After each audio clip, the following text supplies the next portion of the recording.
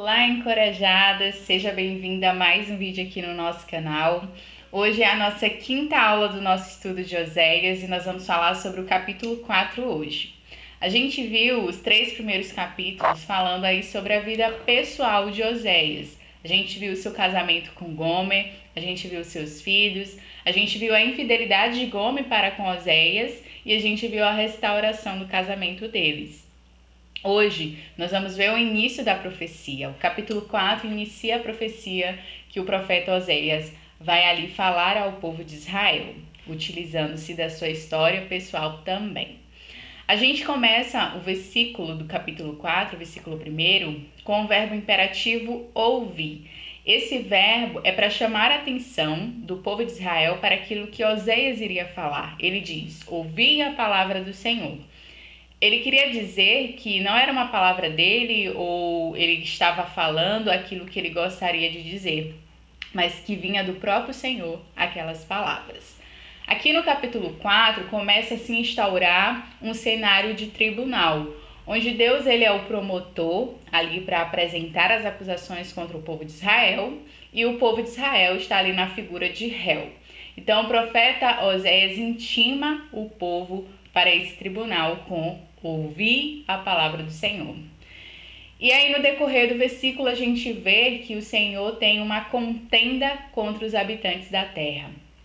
O termo contenda, ele também é um termo jurídico, que significa e também é chamado de litígio, que significa um desentendimento entre as partes. Ou seja, havia um desentendimento entre Deus e o povo de Israel. E aí o Senhor vai dizer o motivo, a razão desse desentendimento. Então, eram 3. Ele vai dizer que não havia verdade, não havia benignidade e não havia conhecimento de Deus. A verdade é o mesmo termo aí utilizado para fidelidade. Ou seja, o povo de Israel estava sendo infiel contra Deus. Não havia fidelidade para com Deus ali do povo de Israel. Não havia benignidade, ou seja, o povo não estava pensando em fazer o bem ao próximo, não estava amando o seu próximo como a lei ordenava, e também não havia conhecimento de Deus. Mas não é um conhecimento intelectual, era o conhecimento de reconhecer que o Senhor, ele era a autoridade ali no povo de Israel. Então a gente vê esse tribunal aí sendo instaurado, o povo sendo intimado a ouvir as acusações que o Senhor tinha contra eles. E aí a gente vê que a verdade faltava de benignidade e faltava o conhecimento a respeito de Deus. Esses 3 pontos, eles vão ser o cerne da mensagem de Oséias. Tudo que estava acontecendo ali com o povo de Israel, a sua idolatria, os seus pecados, era por falta da verdade, da fidelidade, era por falta da benignidade em fazer o bem e por falta do conhecimento, de reconhecer que Deus, ele era o único a ser adorado e a ser reconhecido como autoridade. A gente vai ver que nos próximos versículos, Oséias ele vai listar os pecados do povo de Israel. Então ele vai fazer uma lista, dos pecados, daquilo que o povo de Israel estava cometendo. Então ele vai dizer que o que prevalecia ali no povo era o perjurar, o mentir, o furtar, o adulterar, o matar.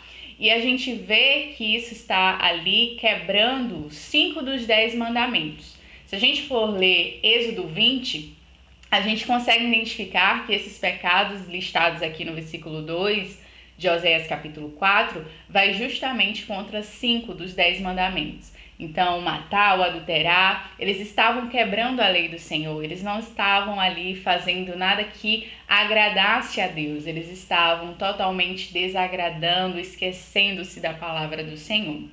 No versículo 3, a gente vai ver que Oséias, ele vai nos trazer uma informação. Ele diz que por causa de tudo isso, a terra iria lamentar, ela iria desfalecer.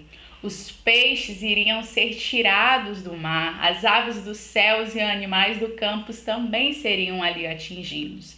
Aqui a gente vê que todas as vezes que Deus amaldiçoa, ele tem ali as 3 esferas básicas de vida. A gente vê a terra, o céu e o mar.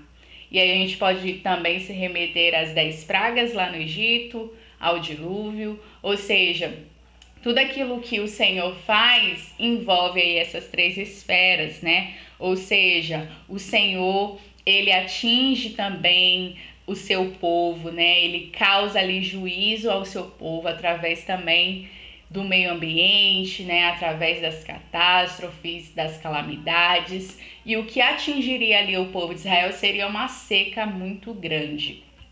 A gente vê que o povo de Israel estava padecendo por falta de conhecer. E aí, dos versículos 4 a 9, o Senhor vai dizer quem é o responsável, quem são os responsáveis por essa falta de conhecimento. O Senhor diz que o povo estava ali sendo destruído no versículo 6 de Oséias por causa da falta de conhecimento. O versículo 6 vai dizer assim: o meu povo foi destruído porque lhe faltou conhecimento.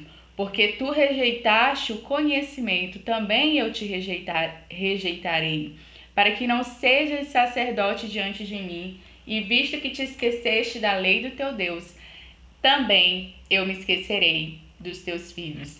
Então a gente vê que Deus, ele estava ciente de que os sacerdotes, que eram responsáveis por ensinar a lei do Senhor, por orientar o seu povo, por repreender, por direcionar, eles não estavam fazendo isso. Eles estavam deixando o povo perecer, padecer por falta de conhecimento.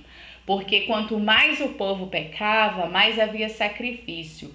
E nessa época aqui no Reino do Norte, os sacerdotes, eles tiravam grandes porções dessas ofertas para o seu próprio consumo. E aí a gente vê que quanto mais o povo pecava, mais oferta tinha, mais ofertas haviam, então mais eles poderiam tirar. Então eles ficavam desejosos para que isso acontecesse, para que eles tivessem mais e mais. E aí a gente vê a representação dos sacerdotes como os líderes, né, do povo de Israel. Eles que deveriam ser ali o exemplo de fidelidade, o exemplo de amar o próximo, de amar a Deus sobre todas as coisas, e o exemplo daquele que possui o conhecimento, que reconhece a autoridade de Deus, eles não estavam tendo. E aí, como a gente vai ver aqui nos restantes dos versículos, assim como o povo é um reflexo de quem são os seus sacerdotes. Então, se o povo estava em idolatria, em prostituição, era porque os seus sacerdotes, eles não repreendiam, eles não contendiam, eles não faziam nada para que o povo parasse de pecar, eles não mostravam a verdade, a palavra do Senhor, aquilo que o Senhor queria que eles fizessem, mas eles deixavam o povo continuar a pecar. A gente vê que o povo de Israel, eles estavam pecando, eles estavam ali adulterando, matando, furtando.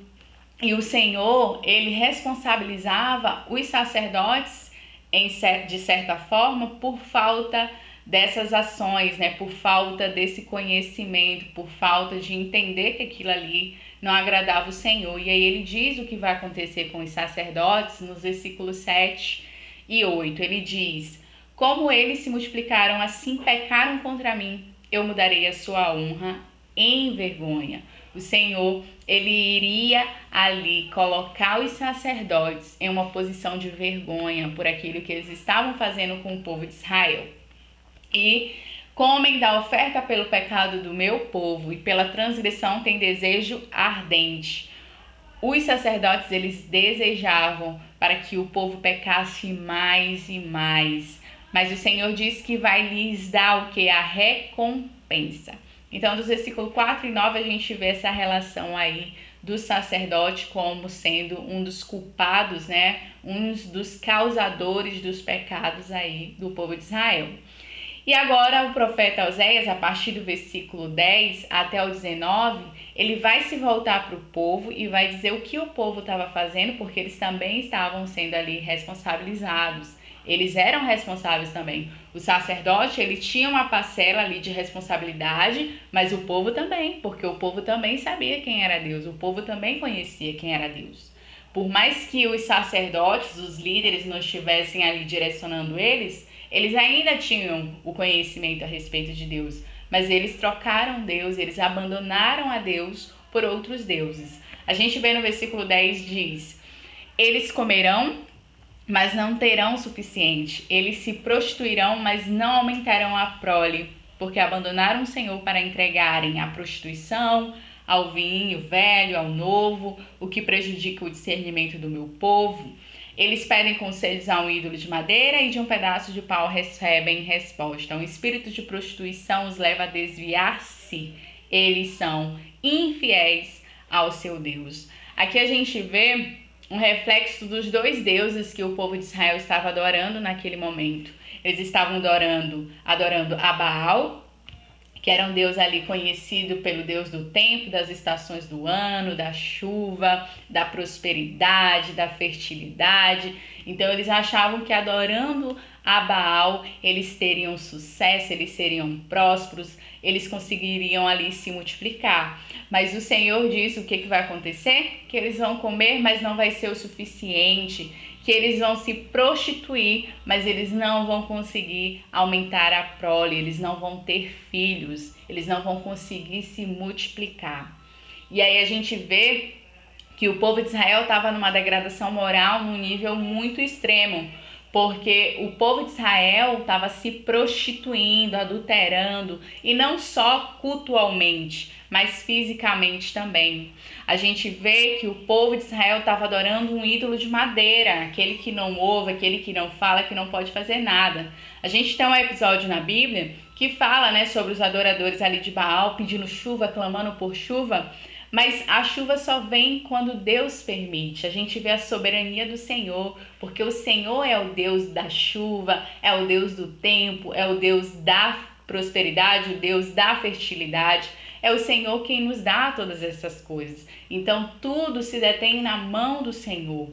Então não era Baal que iria dar prosperidade, sucesso, fertilidade ou qualquer outra coisa. Somente Deus pode nos dar essas coisas, assim conforme o seu querer, a sua vontade. Ele não nos dá porque nós pedimos ou porque nós merecemos, até porque o que nós merecemos é o inferno. Mas o Senhor nos dá conforme lhe apraz. Então o povo, eles estavam pedindo a um Deus desconhecido, a um ídolo de madeira, a um pedaço de pau, por coisas que o Senhor poderia dar a eles, mas eles não queriam obedecer à vontade do Senhor, eles não queriam que pudessem ali realmente seguir o plano do Senhor, né? Fazer aquilo que agradava o Senhor. Então eles preferiam abandonar o Senhor. E aí tinha a segunda deusa, que era Astarte, que era a deusa da sensualidade. Ou seja, o povo estava vivendo em prostituição, então haveria ali ritos sexuais, né? Realmente adultérios, mulheres com homens casados e vice-versa. Então a gente via ali uma degradação moral muito grande no povo de Israel. E aí o povo também buscava não só no ídolo de madeira, mas também num pedaço de pau. Eles chamam essa técnica hoje em dia de rabidomância, que é uma técnica de você pegar um pedaço de pau no formato de Y e aí com os seus dois braços você pressionar e direcionar para onde vai ter água ou se vai chover ou não e várias outras questões. E aí o povo de Israel estava fazendo isso, né? Buscando auxílio em pedaços de pau, em um ídolo de madeira, enquanto eles tinham o Deus vivo e verdadeiro ali para falar com eles, né? Falando face a face com eles através de Oséias. Então, ali a religião de Canaã, ela tinha essa prática aí e ela ficava sempre, né, nos altos montes. Então, geralmente nos altos montes é que o povo iria se reunir para fazer essas práticas aí religiosas, né, para levantar altares pagãos. Então, Israel chega realmente a uma degradação moral absoluta. E aí a gente vê que o Senhor, ele diz que não vai castigar as mulheres ou as noras que adulteram, mas que ele vai castigar com mais severidade os homens, porque eles sim, né, se deixavam ali levar com as meretrizes, eles se associavam às meretrizes, eles prestavam cultos a outros deuses junto com as prostitutas cultuais. Então o Senhor também faz aqui um alerta aos homens, né? Ó, eu vou castigar, assim, eu não tô dizendo que eu não vou castigar as mulheres, mas vocês eu vou castigar com muito mais severidade. E aí a gente vê nos versículos de 15 a 16 que Oséias instrui o que? A Judá. Então, o reino do norte aqui está na degradação moral mais extrema, né, de idolatria, de prostituição, e o reino do sul, Judá, está ali, e Oséias está dizendo, ó, Judá, preste atenção o que está acontecendo aqui com o povo de Israel, para que não aconteça com vocês. Porque o Senhor, ele vai dar instruções aí no versículo 15 e 16, né? Ele vai dizer para que eles não vão até Gilgal, que era ali um templo religioso do norte bem conhecido, bem importante nos tempos de Oséias, por conta das suas práticas religiosas hipócritas e também por muito tempo associada aí a práticas sincréticas, não ortodoxas e perversas. Alguns vão dizer que os cultos prestados a Baal tinha sacrifícios humanos, tinha ritos sexuais e várias outras coisas aí realmente que a gente nem consegue falar de tanto que é perverso. Então, realmente Baal era um deus ali, um ídolo de madeira, que o povo sacrificava pessoas, crianças, oferecia ritos sexuais, então a degradação de Israel era muito grande.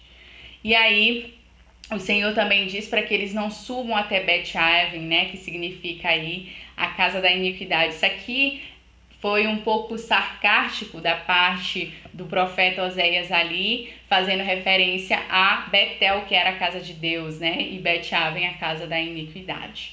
E aí a gente vê que o Senhor, ele diz Efraim, né, para que deixasse Efraim está ligado aí a essa prostituição, a essa idolatria, então deixem-no. Ele estava querendo dizer, Efraim, que é uma das principais tribos lá do Reino do Norte, né, da época, ele estava querendo dizer que não adiantava, né, repreender o povo de Israel, ali Efraim, porque eles não iriam, né, atender, eles não iriam obedecer, eles não iriam fazer o que apraz ao Senhor, eles não iriam obedecer. Então no versículo 16 diz, os israelitas são rebeldes como bezerra indomável, como pode o Senhor apacentá-los como cordeiros na campina? O Senhor sabia que Israel estava entregues às suas próprias paixões, que eles estavam numa degradação moral muito grande. Então não havia o que ser feito a não ser realmente puni-los, julgá-los por aquilo que eles estavam fazendo, de oferecer as consequências do pecado do povo. Então, ele diz, Efraim está ligado a ídolos. A idolatria era muito grande, se penetrou de uma forma tão grande no Reino do Norte, que eles não adoravam só um Deus falso, eles adoravam mais de um Deus falso. Né? Como a gente viu, eles adoravam Baal, eles adoravam Astarte.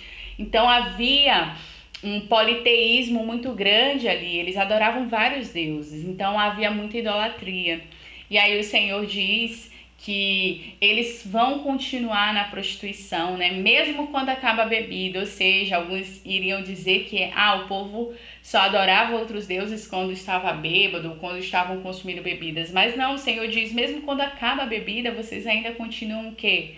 Em sua prostituição. Então eles não eram inocentes, o povo não era inocente, apesar dos sacerdotes levarem ali um pouco da responsabilidade, o povo não era inocente, o povo sabia o que estava fazendo.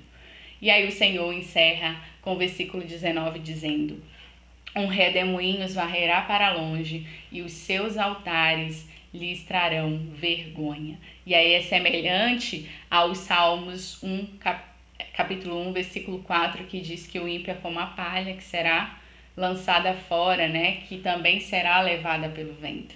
E é assim que acontece com os ímpios, e assim aconteceu com o povo de Israel. Foi levado como um vento pelos assírios. E aí tiveram seus altares trazendo vergonha a eles mesmos. Aqueles altares que eles levantaram para outros deuses, a não ser o Deus de Israel. E aí eu trouxe algumas aplicações. 3. A primeira, não há como adorar mais de um Deus. Então, se você não adora a Deus na sua vida, com certeza você está adorando a outro Deus, a outro ídolo. Não há também neutralidade. A gente sempre está adorando algo ou alguém. E se a gente não está adorando a Deus, é porque ou estamos adorando alguém ou alguma coisa no lugar de Deus. Então só há essas duas opções. Não tem como eu adorar dois deuses. Ou eu adoro um, ou aborreço o outro. Né? Então, qual Deus você tem adorado? Né? Quais são aí os ídolos no seu coração? Segunda aplicação, a idolatria me afasta do Senhor. A idolatria me leva para longe dos caminhos do Senhor. E por que eu me deixo levar pela idolatria? Por falta do conhecimento. Porque o conhecimento, que é a terceira aplicação que eu trouxe, ele me faz andar por caminhos que agradam ao Senhor. E a falta dele me faz perecer. Nos nossos dias, muitas igrejas têm aí os seus líderes pregando um evangelho falso, um evangelho não verdadeiro. Um evangelho que diz que você é o centro de Deus, que você é o ponto fraco de Deus, que tudo é por você. Você tem um evangelho onde diz que a Bíblia precisa ser atualizada. Nós temos várias heresias nos rondando ao nosso redor e nós precisamos ter cuidado para não cair em nenhuma delas. Que o Senhor ele vai cobrar dessas pessoas essa pregação desse evangelho falso. A gente não pode viver em extremos, né? Em achar que Deus nos ama muito e que tudo foi criado por nós, ou por meio de nós, ou para nós. E também nós não podemos estar no extremo de que nós não prestamos, que nós somos piores do que todas as outras pessoas e que nós não merecemos graça e nós não merecemos nada disso. Esses dois extremos, eles nos levam a não identificar de fato a nossa identidade no Senhor. Nós somos pecadores, amados por Deus e justificados pelo Senhor, que todos os dias nós precisamos e necessitamos da misericórdia e da bondade de Deus, porque por nós mesmos nós tornaríamos a nos voltar a ídolos, nós seríamos como o povo de Israel, buscando deuses para lhes satisfazer os desejos, buscando os deuses para adorarmos, ao invés do Deus verdadeiro. Então, que o Senhor nos ajude. Então, por isso é importante nós termos o conhecimento verdadeiro a respeito da palavra. Todos esses pecados que o povo de Israel estava cometendo aqui, não era porque eles não tinham entendimento de que aquilo era errado, mas porque eles não buscavam um conhecimento correto, eles não tinham uma orientação, uma instrução correta. Então, isso deve também se fazer na nossa mente uma reflexão. Será que aonde estamos, os nossos líderes, eles estão nos apontando a Cristo, eles estão nos apontando ao verdadeiro conhecimento? Porque nós seremos destruídos se não tivermos o verdadeiro conhecimento. Pessoas estão caminhando rumo ao inferno por conta de um falso evangelho, por falta de conhecimento, por acharem que Deus é isso ou Deus é aquilo e não consta na palavra do Senhor. A única forma de agradarmos a Deus e não vivermos em idolatrias é lendo a sua palavra, é meditando, é conhecendo ao nosso Deus. Não só teoricamente, mas no nosso dia a dia, na nossa prática. Israel conhecia intelectualmente quem era Deus. Eles ouviam histórias, eles sabiam o que Deus já havia feito no meio deles. Mas a vida prática deles dizia que não, que eles não conheciam. Então, que nós possamos ser fiéis ao Senhor, que nós possamos pensar em fazer o bem ao nosso próximo, amar o nosso próximo e que nós possamos ter conhecimento a respeito de Deus, porque sem essas três coisas, com certeza, nós iremos viver em idolatria. Que Deus abençoe e até a próxima aula.